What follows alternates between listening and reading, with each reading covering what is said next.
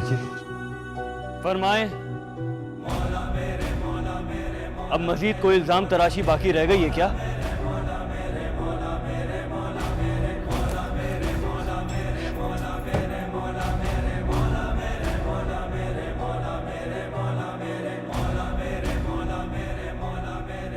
आप बिल्कुल गलत समझ रहे हैं। मैं अपने घर वालों की तरफ से मौलवी साहब से माफी मांगने के लिए आया। कमाल है, जिस महल में हमारी झोपड़ी की इज्जत पर उंगली उठाई जाती है, उसी महल का शहजादा सारे किए किराए पर पानी फेरने के लिए हमारे गरीब खाने पर माफी के दो अल्फाज कहने के लिए आ जाता है। क्या बात है हमाद साहब, हमारे घर की इज्जत पर मजीद कोई हमला बाकी रह गया है? मैं मानता हूँ हमारे घर वालों ने बहुत बुरा सलूक किया, बहुत गलत किया ईमान के किरदार पे। बस बहुत हो गया। बेहतर यही होगा कि ये नाम दोबारा आपके होठों पर ना आए। आपकी अमारत और आपका बड़ा खानदान अपनी जगह, लेकिन हमारे खानदान की हुर्मत पर कोई इल्जाम लगाए, इसका हक किसी को नहीं है। ये आपका खानदान और उसकी हुर्मत ही है कि जिसकी खातिर मैं आज यहाँ आपके दरवाजे पर माफी की दरख्वास्त का कशकोल लिए खड़ा। क्या आपके यहाँ माफी की कोई रिवायत नहीं है? मौलवी साहब को आपका पैगाम पहुंचा दूंगा। इस वक्त आपका उनसे मिलना मुनासिब नहीं है। मैंने तो सुना था कि छोटे दरों में रहने वालों के दिल बहुत बड़े होते हैं, और अगर उन दरवाजों के बाहर मजहब और रवादारी का टीका लगा तो हम जैसे नाउमीदों की उम्मीद और बढ़ जाती है। लेकिन नहीं, मेरी किस्मत में शायद ऐसे दरवाजों से भी सिर्फ धुतकार ही लिखी है। अल्लाह हाफिज़ अब्दुल्ला। ठहरो।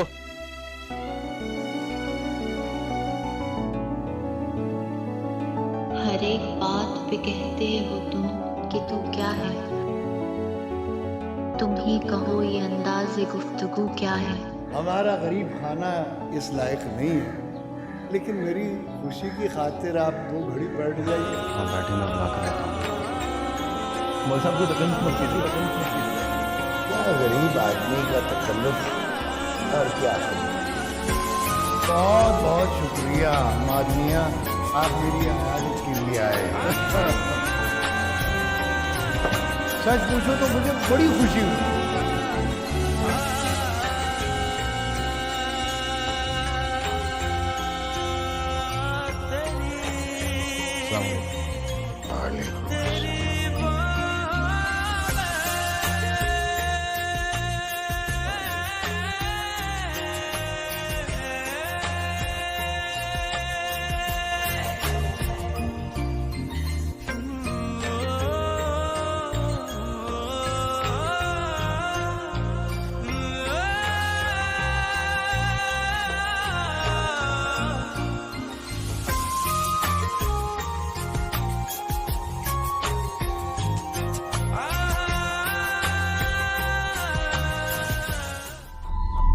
जान,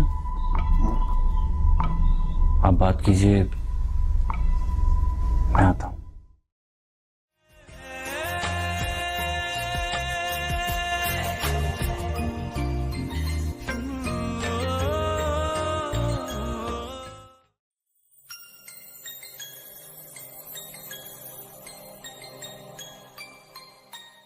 करम है मालिक। क्या आज मैं आपसे माफी की उम्मीद रख सकता हूँ? क्यों पुरानी बातों को बार बार दोहराते हो मियां? मैं कौन होता हूँ माफ करने वाला? माफ करने वाली तो बस सिर्फ एक ही बात है, मैं सब कुछ भुला चुका हूँ, तुम भी भूल जाओ। ये तुम जैसे बड़े लोगों की याद रखने की बात नहीं है। हम जैसे छोटे लोगों को हमारे हाल पर छोड़ दो। मौलवी साहब, आप जिन बड़ों की बात कर रहे हैं उनसे मेरा ताल्लुक अब खत्म हो चुका है। मुझे तो वो घर छोड़े हुए भी मुद्दत हो गई है, और जब तक मैं उस घर में था उस वक्त भी मेरा कोई कसूर नहीं था।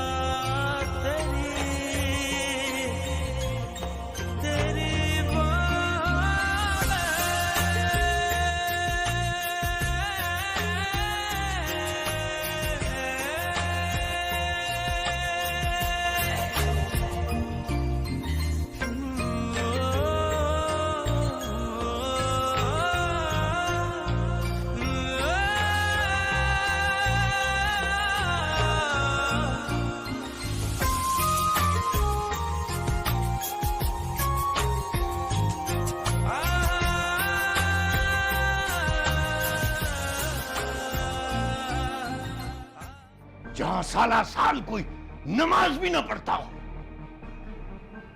जिन्हें दूसरा कलमा भी याद ना हो, कुरान को वो सिर्फ ताक में रखने वाली किताब समझते हो, औरत और मर्द बेहिजाब मिलते हो,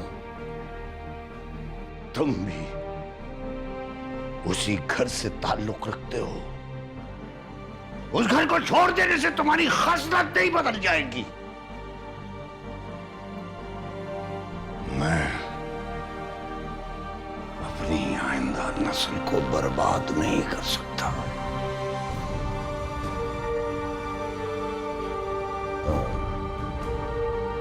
अब अगर तुम्हारी इजाजत हो तो मेरी नमाज का वक्त हो गया है।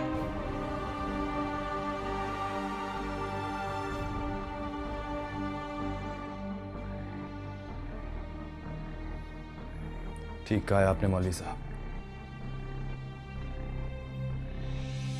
मैं वाकई एक लादीन और मजहब से दूर माहौल में पला पड़ा, लेकिन इसमें मेरा कोई कसूर नहीं था। अगर किस्मत यावरी करती तो मैं भी एक मौलवी खानदान में पैदा होकर आपके मजहब को आपके मेयार से बढ़कर जान लेता। लेकिन मेरी मजहब से दूरी से मेरी मोहब्बत का क्या ताल्लुक? मेरी मोहब्बत तो मेरी मजहब के दूरी के बावजूद भी आज भी उतनी ही खालिस, उतनी ही पाक है। आप में और मेरे घर वालों में कोई फर्क नहीं है। उन्होंने दौलत ना होने की वजह से आपको हकीर समझा और आपने मुझे मजहब की दूरी की वजह से हकीर गिरदारा। मैंने अपनी दौलत पर गुरूर और आपको मजहब पर अपनी गिरफ्त पे।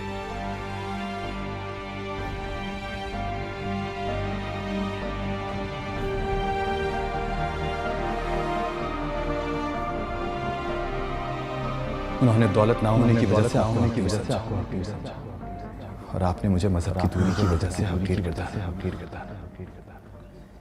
उन्हें अपनी दौलत पर गुरूर और आपको मजहब पर अपनी गिरफ्त पे।